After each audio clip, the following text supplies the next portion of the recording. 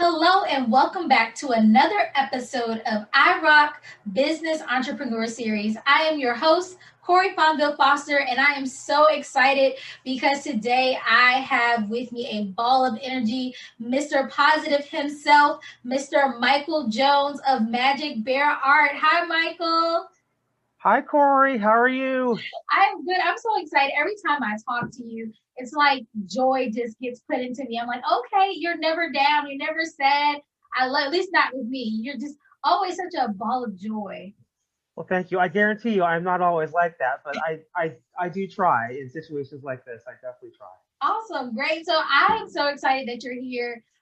When I was thinking about doing this podcast, I wanted to make sure I had people that were just super uplifting, super motivating, and who had really great stories. So I was so excited that you could come in and talk to the audience because I know you definitely have a story to share. And I love everything about Magic Bear Art, and I wanted that to be shared with the audience. So do tell us, I don't want to get too deep. Tell us a little bit about who Michael Jones is. Well, Michael Jones he's not an artist. He's just a man that paints. I feel there's a very big difference. Like I said, I'm a self-taught artist. I'm 47 years old, originally from the Virginia Beach, Norfolk area. I had a very bad case of asthma when I was a kid. So instead of going outside and playing with the other boys and the other girls, I stayed indoors a lot. So that's where I colored, I read books, listened to music, really developed the artistic side of myself. And as I got older, you kind of grow up and, you kind of do what your parents tell you and, go and do your art on the side. My original plan was to be a writer because I stuttered. And for the longest time, writing was the only way I was able to communicate. So I thought about becoming a writer. But strangely enough, when I found my voice literally and figuratively in college, now I get a stutter when I face a blank page of paper. So it's interesting. But I am dabbling in a little bit of writing. But as far as the artist side of me, I've had 20 years of nonprofit experience. When I relocated back to the Hampton Roads area in 2012, I went to first work for a nonprofit that provided services for people with disabilities. And my very first day on the job, my first assignment was to take a tablecloth that had been splattered with paint and to find a picture out of it because their annual fundraiser was that following Friday night.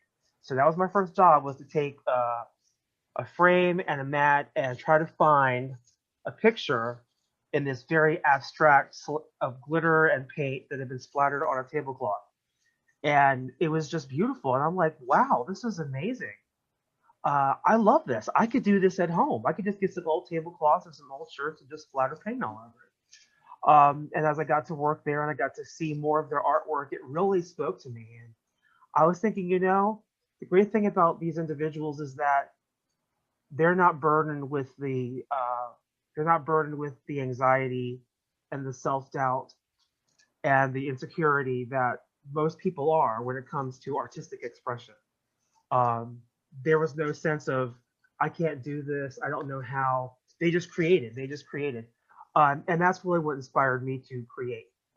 So I went out to AC Moore and I got a whole bunch of canvases. Yeah, AC Moore, God rest him in peace. Um, but got canvases and paint and brushes and I went home and I sat there very much like, I'm afraid. And I had to actually tell myself, look, this is just for you. You're just creating. This is only for you. Don't worry about it. It doesn't matter if you're a Rembrandt. It doesn't matter if you're Picasso or Keith Haring or Thomas Kincaid or anybody. You're Michael Jones. So what does Michael Jones look like? And so I thought about it. I'm doing this because it makes me happy, and I want to paint pictures that make me happy and images that spark joy and happiness. So that's just what I started doing. I just started painting here and there, and then people started liking it. And then next thing you know, one person saw pictures of all my pictures, and then they asked me to bring my art to an exhibit at the bank. So I mean, they had some business partners there and who saw my artwork. And one of those individuals asked me to come to his senior living facility and explain my artwork there for the residents. And so it just kind of grew. Um, I started becoming in between jobs. I was offered another position running a fundraising campaign locally. Um, I did that for a little bit, and then I decided, well, they actually laid me off. Uh, but I said, I'm kind of in my 40s now. Let me try to do something fun. So there was a wine and paint place in the Williamsburg area that started hiring for artists. And I thought, that'd be kind of fun to be an artist and, to work with people and just work on this. So I went and I applied and I was hired. I put out the word, yeah, I'm working at this wine and paint place. So if you want everyone to do a class, come by and see me. We'd be glad to. Well, then 2 days later, they took back the offer because they decided not to hire anybody. So all of a sudden, I'm now not employed. And I had someone write me and say, well, Michael, why don't you do your own classes? I'll pay you to come over with my friends and we'll paint pictures and drink wine. I'm like, maybe I should do that. Maybe I should go ahead and, you know, start painting and, do my own classes. So then I thought, well, if I'm going to make this a career, because I kind of like this, this is fun. I'm really enjoying painting pictures and I'm liking the fact that other people are really seeming to enjoy it. I need to get a business license. So I went to the county and I applied for my business license. I applied for my federal tax ID number, so that way, in case this was going to be my full time job, I was legitimate, so therefore I was covered with everything. Well, then I got hired for a A real job, real job. real job with benefits, and so that kind of took me away from the path that I had started. But throughout that, even through these past 5 years, because I got my business license in 2015, um, so I've been paying my taxes and I've been filing every quarter and selling here and there, but I haven't really made it a full time thing yet. And I'm looking to do that hopefully sometime this year. That's awesome because I think a lot of people think that success has to look a certain way. And I think that your story is really important to tell because you've already been successful based on the fact that you are living and doing things you're passionate about. And as you become successful, you just move the finish line. So this year you want to be able to do it maybe full time. The next year, maybe you want to be able to have many exhibits. And then the line to success just keeps growing and growing and growing. And I think it's important. That's why I don't bring everyone up here when they finally reached $1 million. Like, no, let's celebrate the little milestones.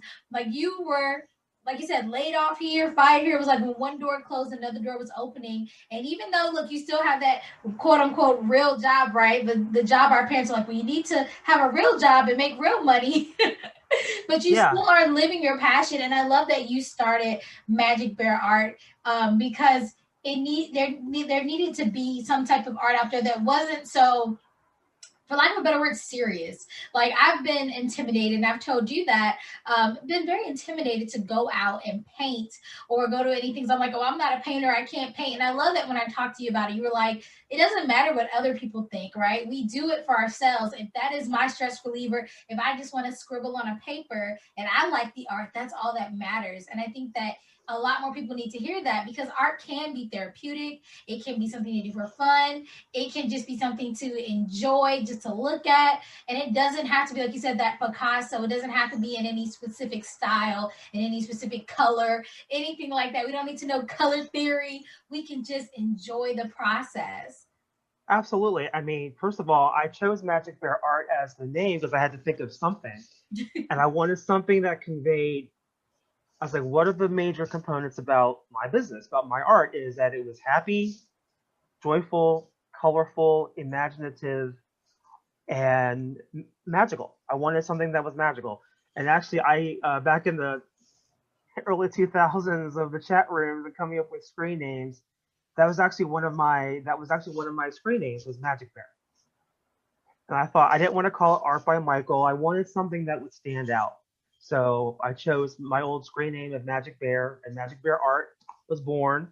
But yeah, it makes me happy, and in my sense, I'm already a success. I don't because I'm doing what I love.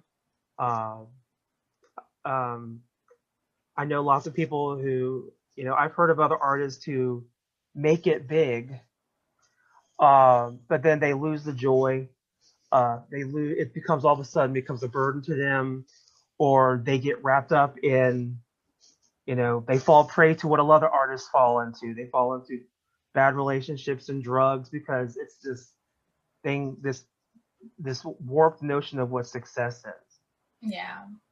And I just think me putting my art out there, getting joy from it myself, other people getting joy from it, that's really all the success. Everything else is just gravy, frankly. Yeah, exactly. It's that icing on the cake. And I want to It's tell just the people, icing. even though we're saying, he's enjoying it, he still gets paid for his art, guys. So look, I don't want y'all to think Oh yes. he's for free. Oh, absolutely. He's doing it with passion, but he still is collecting his coins and putting them in the bank. So I just want to Well, be clear. yes. Well, the funny thing is that when I first started painting, I dated someone briefly in 2015, and he had a coworker who saw my artwork, and she decided to buy several of my canvases because she said, you're going to be famous one day, and I want to buy your paintings now while I can still afford it." So she actually has several Michael Jones originals in her apartment up in DC. So I'm Awesome. like, hey, from your lips to God's ear, let's see what happens. Exactly. That's what I say. It doesn't. Art is really cool because it's very subjective. What one person likes, somebody else might not like, Absolutely. and then it's vice versa. So yeah, she has an original piece, and when you blow up to what others deem as successful, she's gonna be like, yes, and I own them first. I have some of his first Yes. pieces. She can hand them down to her future generations, and they can own originals of Michael Jones. That'll be really Yes. cool. And it's funny what you said earlier about a lot of people being intimidated. Believe me, I'm still intimidated. I mean, I follow, I have an Instagram handle, Magic Bear Art. I have a Facebook page, Magic Bear Art. Oh, hello. I have a kitty who wants to get in on the action. Sorry. Um, but I get inspiration from other artists, from songs, everything. But I look at some people's art and I'm going, wow, I wish I could do that. Or, man, they are so talented. And then I look at others and I'm like, really? It's just not for me. But it's just, there are some pieces that I had created that were just kind of accidents. I was just kind of throwing something together, but somebody will come along and think it's their favorite piece and they love it and they can't wait to, and they ask me for a copy of it or they buy it, and it brings them so much joy. And even I don't understand it. I mean, some of my pieces I could look at and go, yeah, this is amazing. I love this. Others, I'm like, I don't know what you see in it, but thank you. I will never question, you know, why that's your favorite. It's your favorite for a reason, and God bless you for it. So Yes. That is awesome. And I love that you named a few artists. I do want to ask you, do you have a favorite artist or artist that influence you? I uh, I I never knew that I was being influenced until I realized who it was. Uh, I'm a big fantasy kid. I love Disney. I love Christmas art. My favorite Disney movies are the ones from the 1950s. The colors are so bold. There's two Disney artists. There's a woman named Mary Blair. She designed all of the concept art for films like Cinderella, Alice in Wonderland, Peter Pan, um, and a lot of the films from the 1940s. A lot of like the fun and fancy free. Her was very whimsical, and she also helped design the It's a Small World ride. But She uses a lot of bold colors, very imaginative. Of course, it's Disney, so it's lending itself to fantasy. And then my favorite Disney film artistically is Sleeping Beauty, because it looks like a medieval tapestry, and I'm very drawn to medieval tapestries. Well, there's a gentleman by the name of Ivan Earle, Eyvindearle, and he painted everything. He did all the set designs for Sleeping Beauty, um, and I'm drawn to that. But of course, I'm also one of the first artists I ever saw was Norman Rockwell. I love his artwork. I'm trying to think of some others that I love. There's just so many. There's so many. I mean, there's so many. Like my mother loved Thomas Kincaid, of course. So I bought her a Thomas Kincaid um, picture, um, and just a lot of whimsical. I collect Jim Shore pieces. Um, I'm trying to think of some other artists. There's a gentleman locally. His name is Jerome Meminger. Jerome. I've met him. He does. He is a retired military veteran, and he kind of did what I did. He just started painting for himself, and somebody saw all these paintings, and so he's now doing. He goes to a lot of jazz concerts, and a lot of times he'll go on the stage and start painting as the jazz people are playing, and he plays a lot. He paints a lot of musical instruments, and again, very vibrant colors, very whimsical. Um, and I've talked to him many times, and I've asked him to say, "Hey, do you think I'm going in the right direction?" And I love him to be my mentor, but he's just so busy. That's what happens. A Um, lot of people don't realize, and I tell people in all of these, you need to have a coach or a mentor. And even in the art world, you need someone that kind of just say, hey, or somebody to bring you with them and say, okay, this is my friend, at all these events. But I did want to talk about, because you talk about vibrant colors a lot. And my favorite piece of yours, and I can't remember the name of it, but it reminded me of ice cream. So it was probably somewhere around there. It looked like a sundae, like a cherry on. oh yeah, I call it the ice cream universe. Oh yeah, that's my favorite piece of yours, and it is so vibrant. And for you guys, of course, you're listening. It's a very abstract piece, but when I looked at it, it just made me think of ice cream, and it's just like that. And I don't even like Sundays, but it was like, oh yeah, with the cherry on top, and it just made me super happy. So I wanted to at least note one of your pieces that I really enjoyed, because Okay. your pieces are so vibrant. There's always lots of color, at least the ones I've seen, have a lot of color. It seems like you like a lot of blue and red, just boom. And so I think that if you're like me and I am bare walls all the time, I don't usually put anything on the wall until somebody gives it to me as a gift. But yeah, if you're looking to jazz up your life or just have something to make you smile when you look at it, that's Magic Bear art. Like those are the kind of pieces that I've seen you make, and that I'm like, yeah, it makes you smile. Because I remember I saw it, I didn't even see the original. I just saw a picture of it. I was like, oh, that's so cute. I love it. Well, I do have the original. It's hanging in my bedroom, so if ever you want to purchase it, Oh, like I'll he's be gonna throw glad it in to. there. He says, okay, I'll be glad to give you a discount. And okay. Like we'll have to talk about that one. but and So that's another one that came about. I was watching a movie. I was watching. Oh God, I think it was like Joseph, or it was like the Prince of Egypt or something, or there I don't know, something involving a red carpet or something. And it was an animated film, and there was a scene of looking at the sky or going through the universe, and there was this image, and I'm like, oh, I love that. And so that just kind of stuck with me, and it was one of those pieces that it just got into my head, and so I kind of did my own interpretation of it, and it turned out differently than what I had originally intended. But it's like, it looks like a big ball of ice cream with a cherry on top, so I called it the ice cream universe. So yeah. but it works. Like sometimes, yeah, you go into it. That's how it is with art, or even other things that aren't art. You go into something thinking you're going to do one thing, and then it turns out to be something completely different. I did want to touch on one thing, because I asked everybody who comes up here the same question, and that's about your hurdles. We talked a little bit about them already. You kind of said, you already was a kid that had to deal with asthma and be stuck indoors. You talked about the fact that, like I said, those doors were closing left and right, and you had to go find that real job. But what has truly been your biggest hurdle as a person in business, as an entrepreneur, when it comes to Magic Bear art? Probably the biggest hurdle for me is my own insecurity, frankly.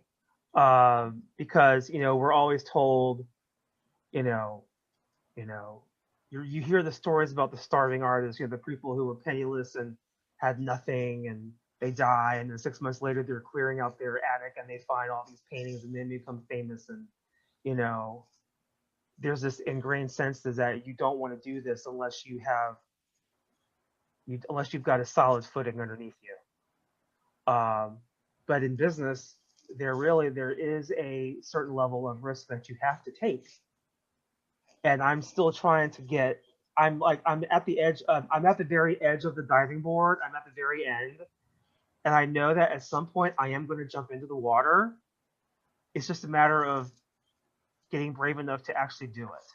Yeah, I always tell people you gotta just believe in yourself. I interviewed someone recently and they said the best thing that they did was not have a plan B. It doesn't work for everyone. That's the thing. It You're doesn't right. work for everyone. I'm not telling everybody to go out and quit their jobs because that's not what I did. I That's not know. what most of us do. But you do have to, like you said, you have to eventually decide that it's time to believe in yourself enough to invest in yourself. If you want to live the life you want to live, you have to be willing to take risks You because have to be willing to do it. all the cool stories of people that are really doing something, they're like, yeah, one day I just decided to go for it. The people who are afraid, who are just like, I can't, those people unfortunately just don't reach what their full potential. We'll say, we're not going to say success, their full potential. So I think that it's good, like I said, to see that you're in this spot right now. We're gonna see you. You're on that teeter totter. You're right on the precipice, ready to take the plunge. And then you don't even know. In 6 months, you could jump and you could blow up in 6 months and be this really awesome artist that travels and does all the things, or whatever your goals are in business. Because not everyone's goal is to make billions of dollars. Some people's goal is to have impact and to reach a whole bunch of people. So believe in yourself. Like I'm telling you this, believe in yourself, and you Oh, can do it. absolutely. I mean, I don't. If I mean, ultimately, my grand dream would be to have an exhibit at the Met, but also get, actually, I don't know if you can see it, but this is one of my T-shirts. This is one of my pieces of art. Um, and I've been told that my artwork would do well on clothing. So I would love to have somebody like, Diane von Furstenberg or Prada or, Gucci or anybody, those people buy my artwork and put it on clothing. I would love to have that. But yeah, another obstacle really has been, just, not knowing enough. But I have another artist friend of mine, another mentor person. Her name is Lisa Guyman. She's an artist out of the Waynesboro area, and I have a lot of her pieces, and she loves my artwork. And she said the best thing to do is get your first successful show. Well, the problem is I haven't really had a chance to do a full show yet because, one, first time I did it, my father died a couple weeks before the show, so I wasn't able to do it. And then last year we had the COVID outbreak, which canceled everything. So there's been a lot of things that were put on hold for personal reasons, uh, and then the COVID crisis has put a lot of things on hold. Um, so there are other obstacles that are outside of my control, but mainly the biggest obstacle is me, you know, biting the bullet, taking the dive, because in order to start a business, it takes work and you need to be able to have the time and the energy to devote to it. And it's kind of hard to do that if you're trying to do another full-time job plus other activities in your life. You need to be able to devote full time to the business. So that's Exactly. so yeah. But it's good. You're already one step closer to your success, just knowing the things, right? Part of being able to grow as a business is knowing where you need to improve and knowing what obstacles you have. I always tell people to do a SWOT analysis of your business to know, like, what are your weaknesses, what are your strengths, what are your threats, and what are your places of opportunity. And so, of course, yeah, COVID was your threat last year, but this year you have so many opportunities coming up. Well, hopefully, God willing, with the vaccine and all Yes, things. But yeah, you can start planning things. And luckily, people have really gotten into virtual things, having virtual showcases and different things like that. So, as always, when one door closes, another opens, and it's just time to absolutely. pivot. Yeah, pivot the business. So, before we go, because we've been chit chatting for a while, but time flies when you're having fun. I do want to ask you, because you've been in the game for a while, what is a tip you have for a new entrepreneur, especially one that's going into the art the art realm of things? I would say be true to yourself. Um, there's a lot of artists out there, but you can't let that stop you from creating. If that's what you want to do, create, because your voice is unique. Your voice is that's your calling card. Like there's a lot of singers, there's a lot of actors, but there's something about you that makes you unique. So just do it. Just go with it, create, and do it for yourself. Because ultimately, you have to be happy with your own work. Um, like I actually prefer just doing things for myself. I mean, it's nice getting commissions, but it's somebody else's interpretation. It's something. It's what somebody else wants. Versus, I like to create something that makes me happy, and hopefully somebody else will respond well to it. And fortunately, thankfully, most of the people that have commissioned me to paint for them have said, I love whatever you do, and I trust your vision. So here are the colors I love.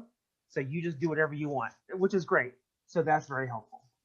Awesome. And I love that you say you do commission work, because my next question was definitely what products do you have? And I was going to ask, do you do commission work? Like, is that a service people can get from you? So do tell us, what are your products and services?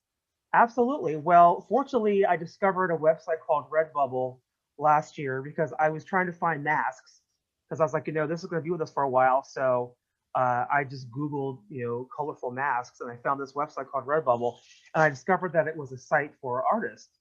And someone said, well, Michael, you're an artist. Why don't you upload your images? So that's why. So I have a shop on Redbubble. So it's if you go to redbubble.com, search for Magic Bear Art, you'll find a lot of my designs already there. And you can get things printed on uh, t-shirts, masks, phone cases, coffee cups, bedspreads, shower curtains, etc. You can also check out my Facebook page, which is Magic Bear Art. You can check me out at Instagram, which is also Magic Bear Art. I do have a website, magicbearart.com.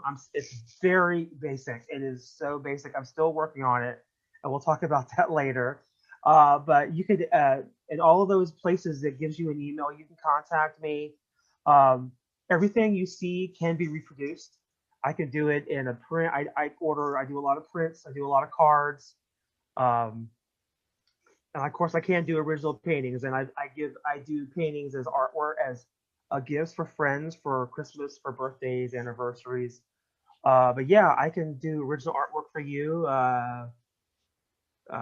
So I can go as small as an 8x10. I can go as really large. It just depends on the size. Fortunately, I have the church that I belong to. They have a space that they're getting ready to offer to me to use as another studio. So I have another place to work on. So if you really wanted a really massive, like 6 foot by 6 foot painting, I can't do it here in my art loft, but I can certainly go over to the church and do it. So yeah, I can do anything you want. I have a person that she commissioned me to do a painting of an angel for her daughter, and so actually that painting has now become a family heirloom, and it gets passed around to whoever in the family is going through sickness or heartache or depression or just needs something to be spiritually uplifting for them.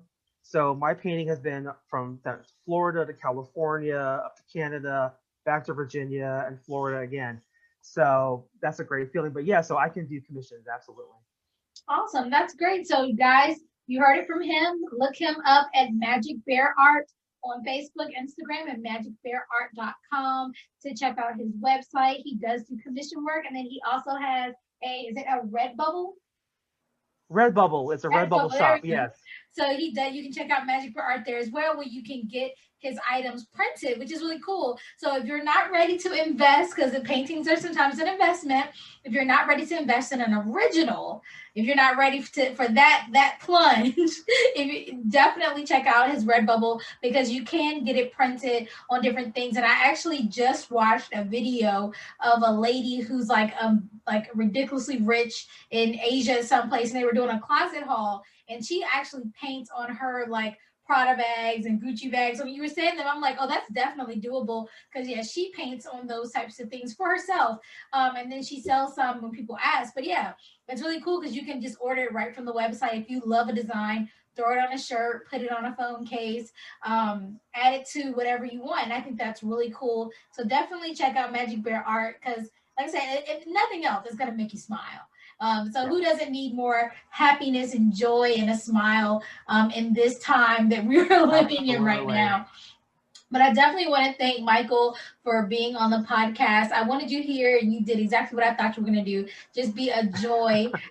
So I thank you, and I love that you told your story. Guys, I'm going to bring people up here from all backgrounds, doing all different things from different industries, and at all levels of quote unquote success, because I want you to see their journey. And I want to bring Michael back. I want to invite you. Look, we're here, Please, in January of 2021. I want to bring you back and see how you've done in the next year. So definitely keep us in the loop of what you got going on. I definitely want to attend your first big show that I'm sure you're going to put on. But again, thank you guys. And remember, just like you said, it doesn't matter if you're in art or not. Just do it. Believe in yourself and go for it. And guys, just remember, I rock, you rock, we all rock. And I will talk to you guys next time.